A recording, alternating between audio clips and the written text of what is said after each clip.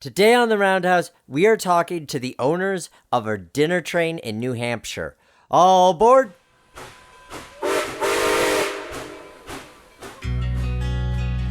In days past, the roundhouse was where the railroad worker united with the steam locomotive, each to prepare for the journey ahead.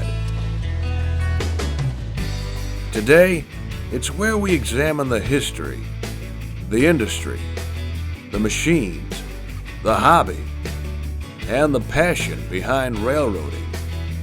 News, interviews, stories, and more. So climb aboard. This is The Roundhouse. Welcome to the Roundhouse. I'm your host, Nick Ozarek, and this is episode number 121 of our Trains and Railroading podcast, where we're talking about everything in the industry, the hobby, you name it, and we discuss it. Today, we're talking to Allie and Michael French, who are the owners of the Cafe Lafayette Dinner Train in North Woodstock, New Hampshire. This is such a pretty experience. If you haven't done it, I had the pleasure of riding on their train back in 2017. We're going to talk to them about how their operation works, how they actually prepare meals on the train. They're not pre-made. They make their dinners on the train, what goes into running that as a business, what keeps the cars running, all of that. A really great conversation. Before we get to that, though, I want to thank you guys who are supporting the Roundhouse on Patreon. Go to patreon.com/theroundhouse for as little as $1 a month. You're helping to make what we do on the show possible, and I really appreciate that. I also want to thank the Age of Steam Roundhouse for sponsoring today's episode. You can step back in time to see the culmination of Jerry Joe Jacobson's vision and explore his period-correct, accurately constructed brick roundhouse. For more information, visit their website at ageofsteamroundhouse.org.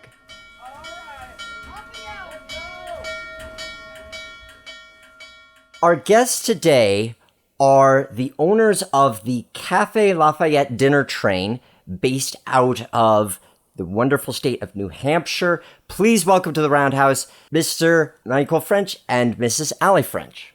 Thank you.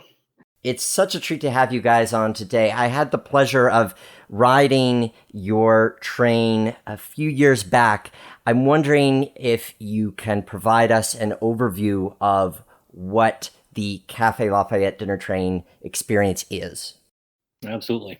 We are a 5-course fine dining dinner excursion on an antique train. We roll down the Pembina River Valley here in the White Mountains, and this is a historic rail line. It was originally a timber line running timber from the White Mountains to the shipping yards of New Hampshire. The state of New Hampshire smoothed out these rails and restored them for tourism back in the 80s.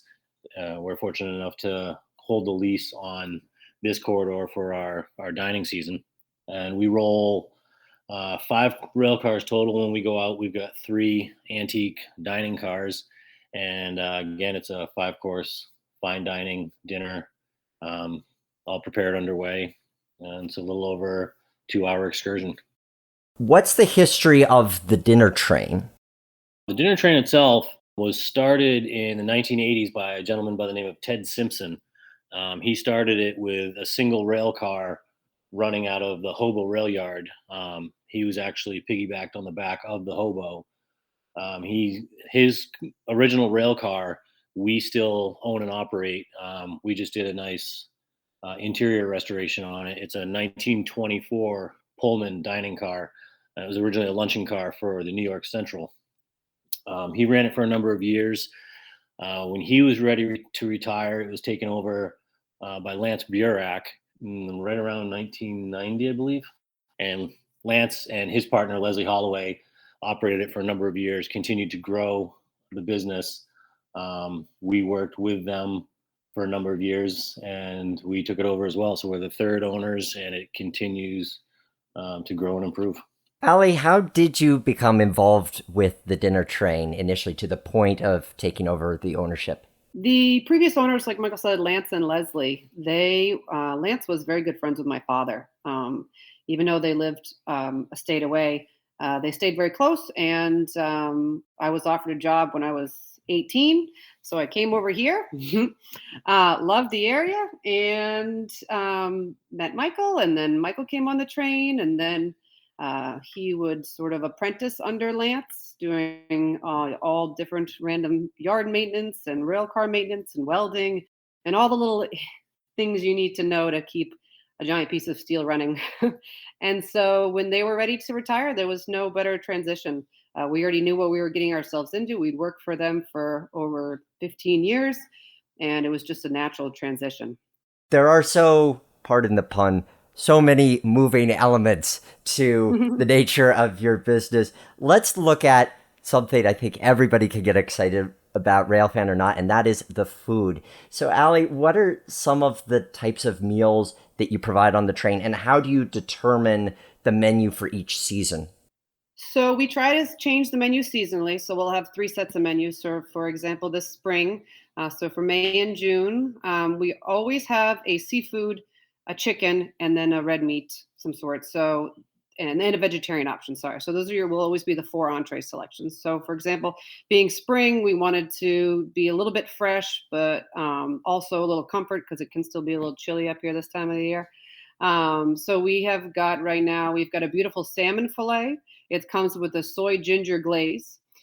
We have a chicken dish that's very, very fresh. It's got a cucumber slaw and a citrus dill beurre blanc. And then we also have a pork dish this season, and we're doing short ribs. We're doing a special of short ribs also. Beef short ribs with a Mongolian barbecue. And then our vegetarian meal right now is eggplant rollatini. So we've got fresh eggplant with ricotta cheese, Parmesan cheese, homemade marinara. We are able to take it up a notch because we know most of our guests are reservations. So we know how many people are coming on board. We know how many to prepare for. So we don't have a lot of waste or anything like that. And we like to take it seasonally. We like to purchase locally as much as possible.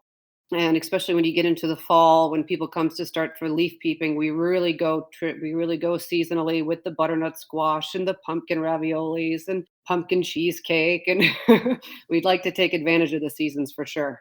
It's interesting to consider how, with the nature of what you're offering, there's the changing seasons in terms of the scenery outside of the train, but also how that impacts availability of ingredients and what you want to maximize, especially when you can take advantage of what's available locally. One element in particular that, as I was researching more about the nature of your business, that caught my eye is the fact that these meals that you are preparing are being created on the train. You have an actual kitchen car. Michael, why is that significant to the nature of what you do? It's significant for a couple of different reasons, but primarily a lot of dinner trains, people expect that you're going to get hot boxed food. You're going to get, it's going to be catered, that it's more about the train ride. We try to keep the culinary level to the point that even if we didn't have the train or the scenery or the ride, that people would still come for that.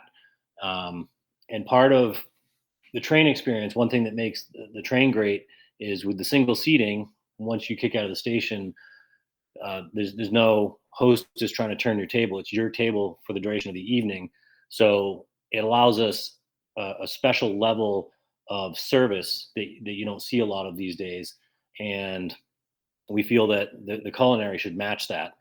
People are already anticipating beautiful rail cars and the service. So we want to make sure that the food is worthy of that. And again, that the culinary is at the level that they would come for just the food. Part of that paying attention to detail, which I really appreciated as a passenger, is the setting as a whole. Yes, it's certainly nice to have the table/seating for whatever party I'm part of, and that is where I sit for the duration of the trip, but also what surrounds me. I really appreciated having the fake luggage in the racks overhead, and the music that was fitting. It wasn't too obtrusive, but it was just there as a background element. I think that does so much for the immersion as well. Do you both contribute to that, or how do you determine what details you feel help to amplify the experience? We both contribute to a certain degree on on most elements. I will normally personally take the reins on things like the music playlist and that sort of thing. But Allie and I will sit together, especially in the rail car, and discuss what is period correct. But again, as you said, that it's unobtrusive. Like you could go, we have 1950s rail car, 1920s rail car, so you could say this is just 1950s music, so it's appropriate. But that doesn't necessarily mean it's appropriate for a fine dining environment. So we will collaborate on these things from every aspect of the interior. We collaborated on what are the right curtains for the Art Deco interior of the 1952 Dome car.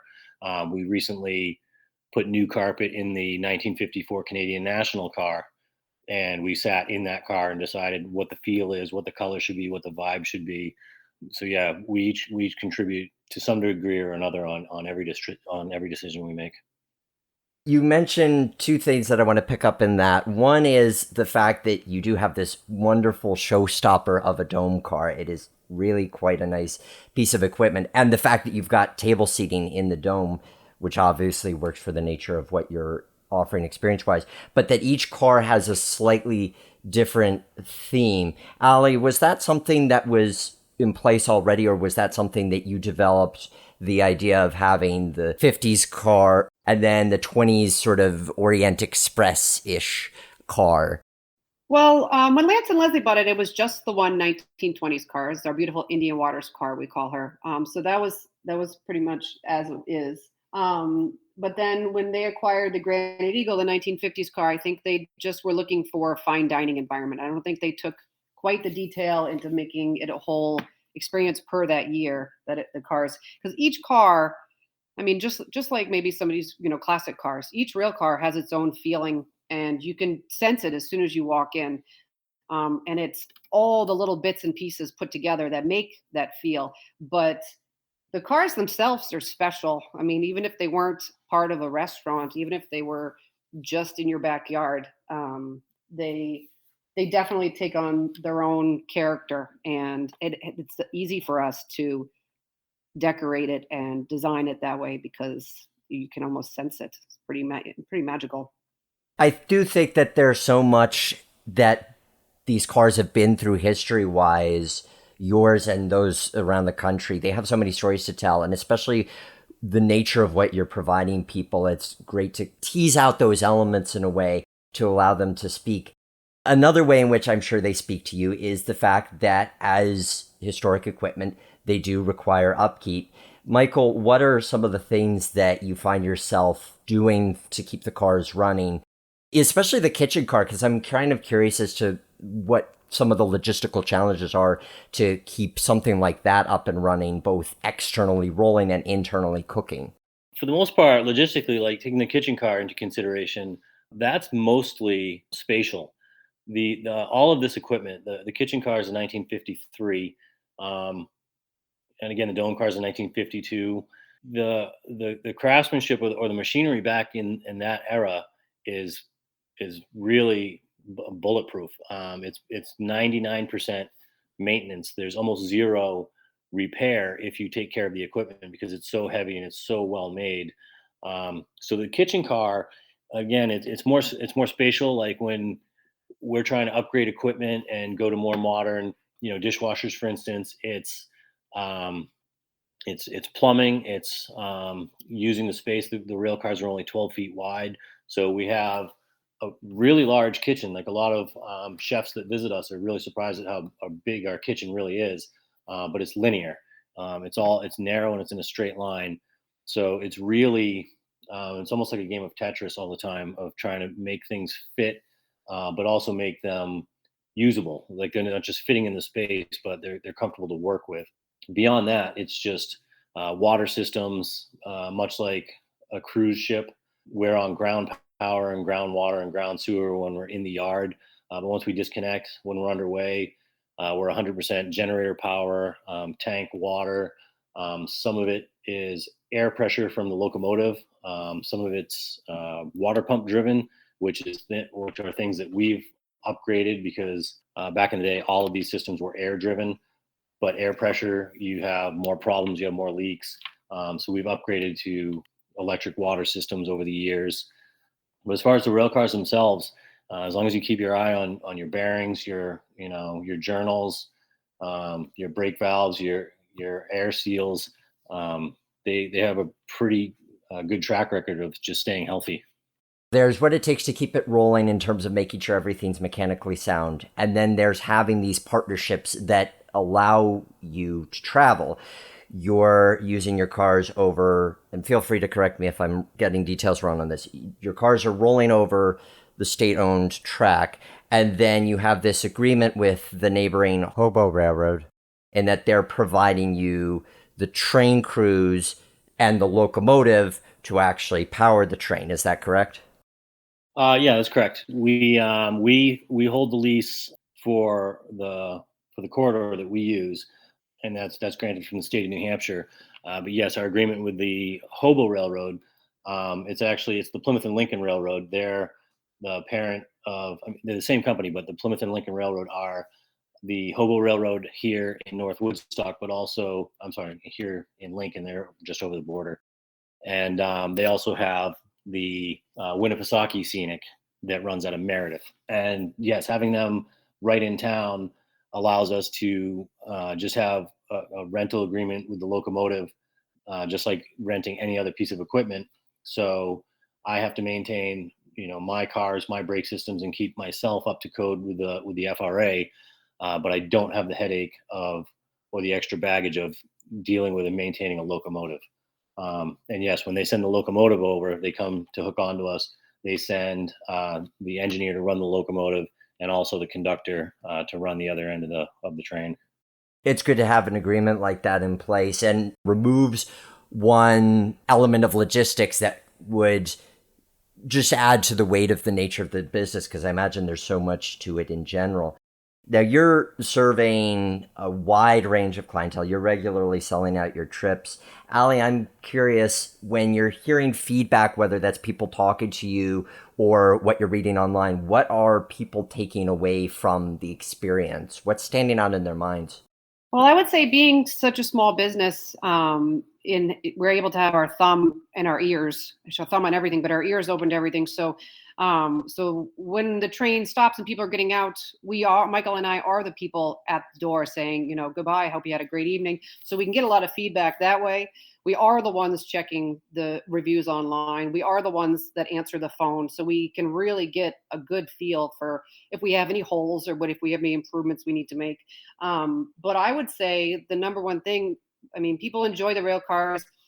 They say, you see some older people coming, I haven't ridden a rail car in 20 years, 30 years, when I was a kid. So people really enjoy the throwback in time. But I think people are mostly surprised with the food. I think they decide they're coming on, they're going to get some catered food, and it's going to be okay, and they're there just for the scenery, and they're there just for the train. So when they get choices, they're excited that they actually get choices.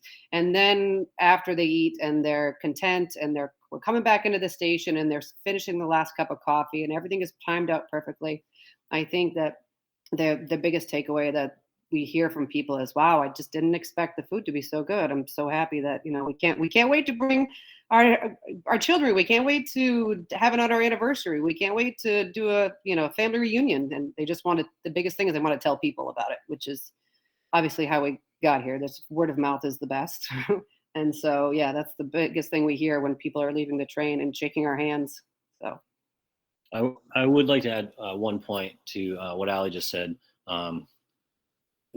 Just to expand on that, listening to her, it brings to mind the fact that most people, as she said, don't expect exactly what they're getting here, or the level. They don't expect the owners to be on board. But many nights, people ask, well, but who actually owns the train? And we say, well, we do. Well, no, but the actual rail cars, who? Well, yes, we do. Well, and we get, well, who does the catering? Who does the food? No, we do. People, whether it's the size of the rail cars or because it seems so obscure, people expect this is some sort of corporate endeavor, and they don't realize that it's just a family operation. And it feels like a family too. We have some really great core staff that have been with us for a long time, and we definitely would not be here without them. It definitely feels like a family.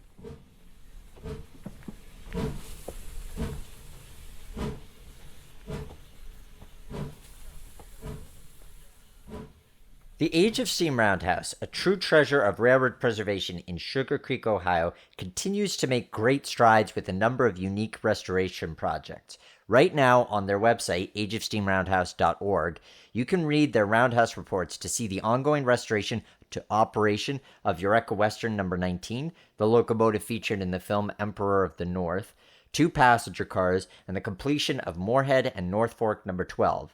To plan your visit and experience tours and special events, check out their website at ageofsteamroundhouse.org and follow them on social media.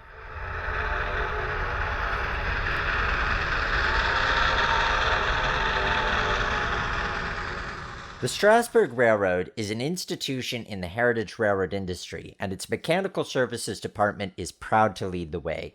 With the knowledge and experience that has created one of the most reliable steam railroading experiences in the country, the Strasburg Railroad is excited to offer their expertise to the rest of the industry. Strasburg's professional team provides consulting and technical assistance to take your steam locomotive or railcar project from idea to finished product. They stand behind their work and always strive to meet their customers' needs for quality, historic accuracy, and reliability at a price that is fair. Unlike many competitors, they feature a fully equipped boiler, rail car, and machine shop, so the work gets done in-house, helping you to get more for your money. Send your inquiries to mechanical@strasburgrailroad.com and let the professionals get to work for you.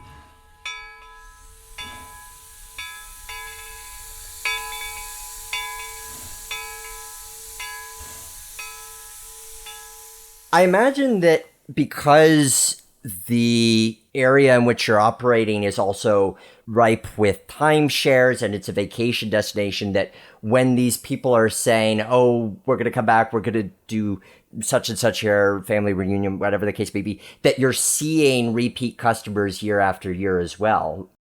We do get a lot of people that make it their anniversary dinner. They go nowhere else but here for their anniversary. And we get a lot of folks that come up to the area just to see, just for us. I mean, we do get some people that drive by. We haven't heard of you. Oh, can we come on tonight? But most people, once they make the reservation, will call and say, hey, do you know of a hotel in town? Allie, as you mentioned, people are coming back and people are choosing your railroad as a location for special events and for anniversaries and the like. What are some memorable experiences that you've had with your guests? I would say some of my favorite are when you hear a whole rail car bust out into applause because somebody just got down on their knee and proposed. Those are always really fun. So sometimes somebody will call me ahead to schedule and say, can you put the ring in the sorbet cup? Or then sometimes they'll just do it as a surprise to me too. So I really enjoy those nights. And then we've seen other sides too. We've had lots of weddings on the train. We do mostly rehearsal dinners because it's easier to do that a smaller amount of people. But we have had 2 family friend weddings, and it's very unique. It's very special. And as memorable trips go, I mean, there's been a night where we were following a moose and it was steep embankments on both sides, so he couldn't take off into the woods. So we just had to slow down, and he did not care. he just kept trotting along. So those are interesting nights. We see a lot of bear when we cross over the trestle bridges. So that's always a lot of fun. And then of course there's always when it's nice and rainy out, or some of my favorite nights. Some people might get discouraged when the weather isn't perfect for their trip, but some of my favorite nights are when it's cozy inside and you're eating cozy food and the music is nice and you look out and the river is high and the wind is going and you feel all snuggle and safe, and the weather just takes over. It's really beautiful. So yeah, there are a lot of memorable nights. I just saw a video on Facebook from your first trip of the season showing this really lovely sunset. I imagine that you have quite a range of weather, but you get something different out of each type of day that you're offering, both in terms of the experience overall and in terms of the scenery that you're having to enjoy. Michael's very good at spotting those too. He will pause for a second, head out to one of the vestibules, grab his camera, and just capture these beautiful moments that everybody is also enjoying from inside the car. So yeah, it's really nice to keep updated on our activities while we're underway. Of course, we've talked a lot about the train dining experience, but when the train is not running for the season, you also have your depot and you do provide some dining options there too, correct? That is correct. That was part of the direction. It's, when we were talking about the possibility of making a bid to purchase the train and take it where we thought it could go, part of it was turning it into a year-round business, not just for the financial reasons, but also we do have, when you have really good staff, if they have to leave to get a job for the winter every year, then you risk that they may not come back. So it was partly giving our staff year-round work so they didn't have to look for something in the winter, but also the opportunity to grow this business. And the depot came about. It's the winter operation in the train station. It's a tapas and wine bar, and it came about basically appreciating what we do on the train, as we mentioned earlier, the single seating and the level of service that you can give somebody in that environment. So the depot, even though it's a very different endeavor, it's based on that philosophy. It's tapas dining. So we're probably the only restaurant in town that encourages campers. You're welcome to come in and grab a table and stay all night. We're not interested in turning tables. You can, grab a glass of wine, a couple of small plates, good food and good conversation. And that's what most of our clientele do. They come in just about as soon as we open and they stay until close. Also sounds like a lovely experience and a way to make the most of the winter and very early spring. As you're looking toward this season in 2022 and further down the line, what are some of the things that you're excited about developing? We're basically just trying to raise the bar in every direction. We try to continue to progress. I don't mean to say to grow. We're not really looking to add any more dining cars at this point. We're already doing numbers that we're happy with. So we take the opportunity just to continue to explore food. A lot of 90% of our traveling is culinary travel to see what other chefs are doing. What can we bring here? Raise the bar on the food. Constantly upgrading the rail yard. Little things like just paving our lot this year. We've had a paved driveway, but a gravel lot, and it's been fine. But then you take that step to pave the lot. New lot lights, and it raises the bar to the exterior as well. It's landscaping. We put new carpet in the 1954 Canadian National, not just because it needed it, but because it had the wrong color, it had the wrong feel. The car felt like it wanted to be warm, bluesy, reds, that sort of thing. It had the original green carpeting from the Via line where it came from, and just changing the color scheme in that car, changing the lighting, it really gave that car its own personality and brought it to the level of the other two. And it's just those sort of improvements that we just try to keep raising the bar on those aspects. And the last question I have for you guys today, and Allie, we'll start with you. Why do you enjoy being in the dinner train business? I would say, I would definitely have to say there's two big things. One of them I've already mentioned is the family aspect. I really enjoy the folks I work with. I really enjoy the customers that come on board and meeting new people. Everybody's is always in a great mood. The customers always come in, expecting to have a great time, and I'm happy to provide that. The second one would be really enjoy giving somebody an experience. There's so much tangible things out there. Everybody always, Christmas, there's always lots of gifts. There's lots of things you can have and things you can store. But when somebody calls to buy somebody else a gift certificate, they are giving them an experience that they'll never forget. They're giving them something super special that they'll just be able to enjoy the memories for a really long time. And when people come in and when they buy gift certificates as they walk out, because they just know that there's somebody in their life they have to share this with, providing an experience in itself and retaining something that could easily be junked, and it could easily be forgotten. People are ripping up rails for trails all over the place. It could easily just be a distant past, but to be able to preserve something and show people it's a piece of history, it's an experience, and those are some of my favorite parts. Excellent. And Michael? Pretty much going to say the same thing in different words, I guess. Yeah, the history of the rail cars. I'm a classic car guy. I'm an Americana guy. I appreciate the quality of yesteryear, of old school craftsmanship.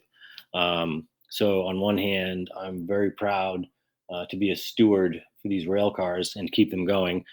I'm happy to do that. The level of service that we can give is not just a level of service that says, we have an opportunity with the single seating and everything to pay attention to detail that often gets lost today.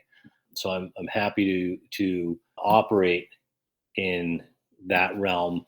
And again, today with Google, Amazon, everything is so instant information, instant gratification. Everything's at your door tomorrow if you want it.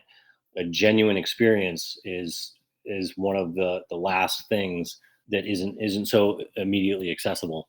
So it's nice to be able to give not just an experience, but an old school experience that wasn't necessarily so obscure years ago, if that makes any sense.